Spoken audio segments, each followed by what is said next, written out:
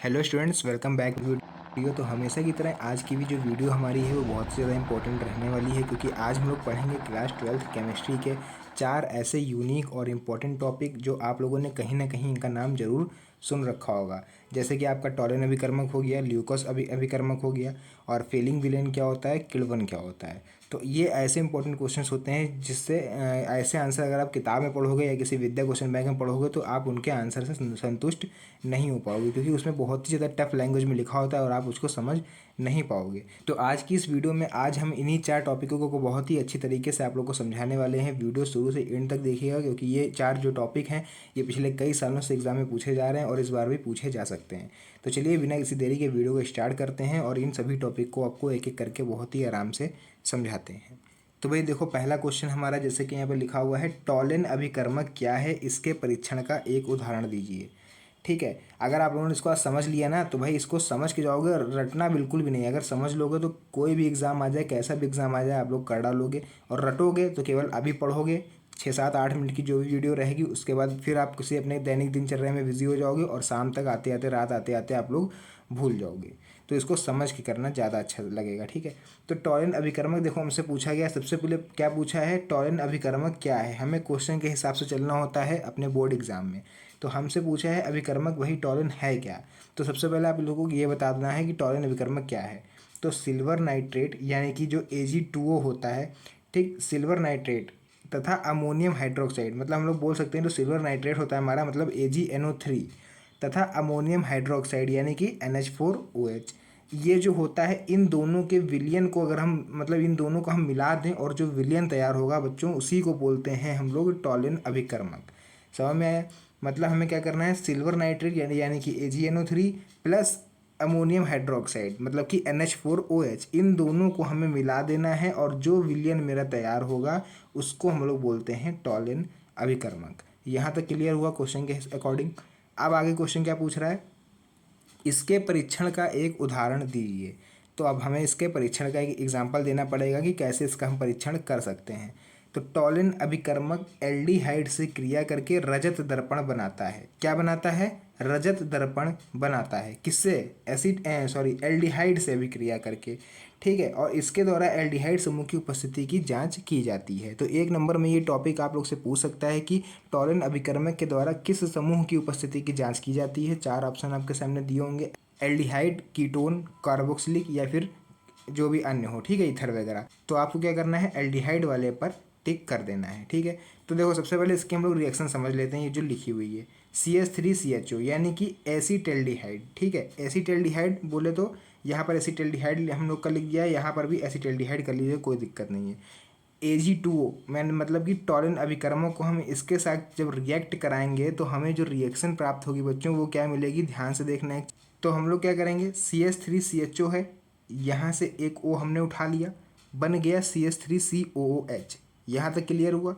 अब हम लोग के पास क्या बचा हुआ है, Ag2। तो इसको हम 2 आगे ले आएंगे और Ag लिख देंगे, और यही होता है बच्चों हमारा रजत दर्पण। इस तरह से हमने क्या कर लिया, यहाँ पर एल्डिहाइड जो है उसके ग्रुप की हमने यहाँ पर जांच कर ली। ठीक है, सॉरी एसिटेल्डिहाइड ग्रुप की। ठीक है, यहाँ पर जहाँ एल्डिहाइड लिखा है आप लोग एसिटेल्डिहाइड कर लीजिएगा। समझ में आ गया। पहले टॉलन अभिकर्मक हम लोग परीक्षण कैसे करते हैं, नॉर्मली हमने रिएक्शन आप लोग को समझा दी कैसे करोगे और क्या प्राप्त होगा हमको। तो ये था हमारा टॉलन अभिकर्मक। आपको इसी तरह से पूरा एग्जाम में छाप देना है भाई। जो 4 नंबर का ये टॉपिक रहने वाला है, 4 या 3 नंबर में पूछा रहेगा तो वो आपके कन्फर्म हो जाएंगे। तो नेक्स्ट हमारा क्वेश्चन है, ल्यूकोस परीक्षण पर संक्षिप्त टिप्पणी लिखिए। ल्यूकोस परीक्षण क्या होता है और हम लोग इसको मतलब कैसे कर सकते हैं, क्या होता है ल्यूकोस परीक्षण में, आप लोग को ये बताना है। मोस्ट इंपॉर्टेंट टॉपिक है बच्चों, ये हर साल एग्जाम में पूछा जाता है, इसको आप लोग मिस मत करिएगा। तो चलिए जान लेते हैं ल्यूकोस परीक्षण क्या होता है। तो सबसे पहले हम लोग इसका आंसर लिख लेंगे कि ल्यूकोस परीक्षण होता क्या है। निर्जल ZnCl2 यानी कि निर्जल जिंक क्लोराइड व सांद्र HCl यानी कि हाइड्रोक्लोरिक एसिड का मिश्रण हमारा ल्यूकोस अभिकर्मक कहलाता है। तो वहाँ पर क्या था हमारा बच्चों, AgNO3 टॉलन अभिकर्मक की अगर अभी हम बात करें तो AgNO3 प्लस NH4OH यानी कि जो हमारा सिल्वर नाइट्रेट था और इधर वाला जो हमारा अमोनियम हाइड्रोक्साइड था, उन दोनों का जो विलयन बनना था वो क्या बनना था, टॉलन अभिकर्मक। लेकिन यहाँ पर जिंक क्लोराइड और HCl को मिलाने पर जो विलयन प्राप्त होगा उसको हम लोग ल्यूकस अभिकर्मक बोलेंगे। इसके द्वारा अल्कोहल का परीक्षण किया जाता है। तो ये तो हो गया बच्चों हमारा ल्यूकोस अभिकर्मक या फिर ल्यूकोस परीक्षण, जो भी आप बोलो। अब हम लोग जानते हैं भाई अल्कोहल का हम लोग परीक्षण करते कैसे हैं। सबसे पहले आप लोग क्या करोगे, फर्स्ट पॉइंट डालोगे और अल्कोहल के 3-4 ml विलियन में, मतलब आपको क्या करना है 3-4 ml अल्कोहल लेना है, उसमें 2-3 ml आप लोग को ल्यूकोस अभिकर्मक मिला देना है। अगर ये ठंडे में शीघ्र अभिलेता उत्पन्न कर दे, मतलब जो आपने जैसे ही मिलाया है, आपने अल्कोहल में जैसे ही आप लोगों ने डाल दिया ल्यूकोस अभिकर्मक और ये अभिलेता, मतलब अगर आप लोग का ये घुल नहीं रहा है जल्दी, तो ये समझ लेना कि ये तृतीय अल्कोहल है, ठीक। और अगर ये ठंडे में 5-10 मिनट बाद अगर घुल जाए, ठीक है, मतलब इसी विलयन 3-4 ml अल्कोहल में अगर 2-3 ml हम ल्यूकोस अभिकर्मक मिलाएंगे और नहीं घुल रहा है, बिल्कुल नहीं घुल रहा है, या फिर ऐसे बोल सकते हो कि तुरंत घुल जा रहा है, ठीक है। चलिए उल्टा इस काम कर लेते हैं। यदि अल्कोहल का आपने 3-4 ml विलयन लिया और उसमें 2-3 ml ल्यूकोस अभिकर्मक मिलाया और तुरंत, मतलब जैसे ही आपने डाला वैसे घुल गया, पता ही नहीं चला कहाँ हमारा ल्यूकोस अभिकर्मक गया और कहाँ अल्कोहल गई, तुरंत घुल गया, तो वो हमारा भैया थर्ड पार्टी हो जाएगा, यानी कि तृतीय अल्कोहल हो जाएगा, बिल्कुल घटिया। नेक्स्ट, अगर 5 से 10 मिनट बाद उसमें मिल रहा है, अगर आपने डाला उसमें आप लोगों ने अगर अल्कोहल में जैसे ही ल्यूकोस अभिकर्मक डाला और 5 से 10 मिनट बाद उसमें अगर अभिलता उत्पन्न कर रहा है, तो वो क्या हो जाएगा, द्वितीय अल्कोहल हो जाएगा, ठीक है। थर्ड है, यदि अगर वो ठंडे में आप जैसे डाल लो, ठंडे में, ठंडा इसलिए लिखा गया क्योंकि जो हमारी अल्कोहल है वो अल्कोहल और ल्यूकोस अभिकर्मक आप मिलाओगे तो वो विलयन ठंडा हो जाएगा। तो यदि इस ठंडे विलयन में 20 से 30 मिनट बाद अगर कोई अभिलेता उत्पन्न नहीं करता है तो वह प्राथमिक अल्कोहल होगा। मतलब अगर ल्यूकोस अभिकर्मक और अल्कोहल जो है वो आधा घंटा बाद भी अगर नहीं मिल रहे हैं तो भाई वो 1 नंबर की जो अल्कोहल होगी वो होगी। और इसी तरह से हम लोग अल्कोहल का परीक्षण कर सकते हैं ल्यूकोस अभिकर्मक के द्वारा। तो ये था हमारा ल्यूकोस अभिकर्मक या फिर ल्यूकोस परीक्षण। उसका देखिए नेक्स्ट हमारा क्वेश्चन हो जाएगा, फेलिंग विलयन क्या है, क्या होता है जब इसे ग्लूकोज के साथ हम लोग गर्म करेंगे। तो सबसे पहले हमसे क्या पूछा गया है, फेलिंग विलयन क्या है, तो हमें इसका बताना पड़ेगा भैया कि है क्या फेलिंग विलयन। तो देख लो क्या है फेलिंग विलयन, यानी कि CuO, ठीक है, इसको CuO बोलते हैं हम लोग। एक रासायनिक अभिकर्मक है, ठीक, हम लोग क्या बोलेंगे, कॉपर क्यूप्रिक ऑक्साइड बोल सकते हो एक तरह से। फेलिंग विलयन जो होता है CuO, ये क्या है, एक रासायनिक अभिकर्मक है जो जल में विलेय कार्बोहाइड्रेट के परीक्षण के रूप में प्रयोग किया जाता है। ल्यूकोस अभिकर्मक के द्वारा हम लोग क्या कर रहे थे, अभी अल्कोहल का परीक्षण कर रहे थे, और फेलिंग विलयन के द्वारा जल में उपस्थित कार्बोहाइड्रेट का परीक्षण किया जाता है, ठीक है। तो ये तो हो गया मेरा फेलिंग विलयन, ठीक। जब इसे ग्लूकोज के साथ गर्म किया जाता है तो ग्लूकोनिक अम्ल तथा क्यूप्रस ऑक्साइड का लाल अवक्षेप बनता है। तो ये रहा हमारा ग्लूकोज। आप लोग चाहो तो जैसे हमने संरचना बना के लिखा है आप लोग ऐसे लिख सकते हो, वरना आप उस तरह से भी लिख सकते हो, जैसे था C6H6, ठीक है, O12 जो भी होता है आप लोग लिख सकते हो। साथ में इसका हम मिला देंगे फेलिंग विलयन, क्योंकि हमें परीक्षण करना है साथ में, इसलिए हमने ग्लूकोज में भैया मिला दिया फेलिंग विलयन। तो जैसे ही हम मिलाएंगे ग्लूकोज में इस फेलिंग विलयन को तो हमें ये तुरंत ग्लूकोनिक अम्ल दे देगा और क्यूप्रस ऑक्साइड का लाल अवक्षेप बना देगा।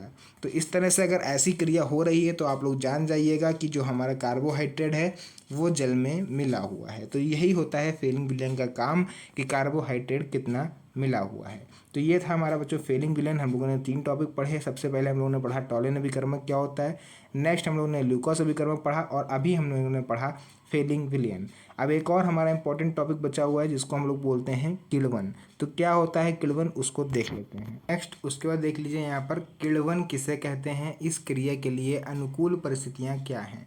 तो सबसे पहले हम लोग बात करेंगे किण्वन किसे कहते हैं, फिर हम लोग आपको बताएंगे कि इस क्रिया के लिए जो अनुकूल परिस्थितियाँ हैं वो क्या होती हैं।